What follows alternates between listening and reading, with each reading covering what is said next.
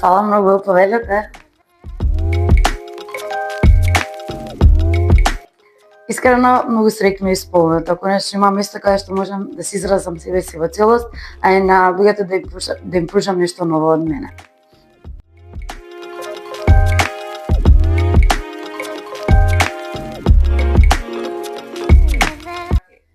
Многу ми е важно пред се родителите, а потоа и децата да се чувствуваат како дома, односно ова да го сватат како нешто нормално, а не како обврска или нешто сосема различно за децата. Самото фотографирање знае често да биде притисок и предизвик како и за децата, така и за нивните родители, па затоа мислам дека токму овој стил, односно самото студио да изгледа пред се како дом, ги прави да се чувствуваат малку поопуштени. До сега, од тоа што фотографирав, ова се испостави како одлична одлука.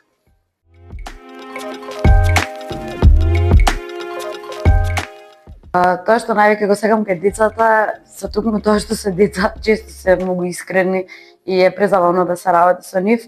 Тоа што ме држи мене мотивирана е тоа што конечно имам приликата да го работам тоа што го сакам.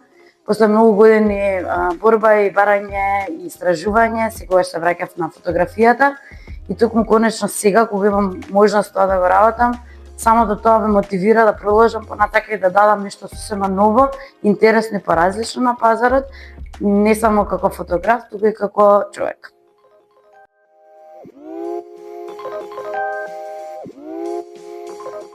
Искрено е многу важно заради тоа што тоа е спомен што ќе трае за секогаш. Не е обична слика која што ќе ја купите во некој маркет или во некоја галерија.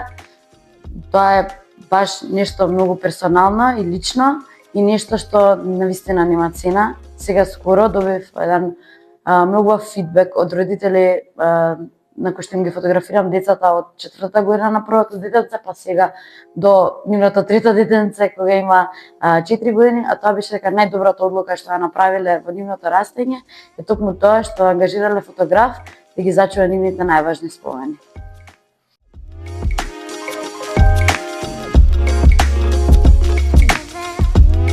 Да, мојот таен трик е токму тоа што пред се јас се чувствувам се уште како дете, односно никогаш не дозволи да изгубам таа љубовитност и игривост во мене. Па многу често кога ќе забележам дека се напнати или едноставно не сакаат да соработуваат, ја прекинувам фотосесијата и почнуваме со игра. Многу често токму тогаш и настануваат тие прекрасни искрени фотографии. И тоа едноставно е моето мото по кое што се водам, а тоа е дека децата секогаш треба да бидат деца, никогаш не треба да ги прекинуваме токму во нивната игра, во нивната забава, туку ние да сме тие кои што ќе се прилагодиме од страна на нив, особено кога фотографијата е во прашање. Фала ви на вас!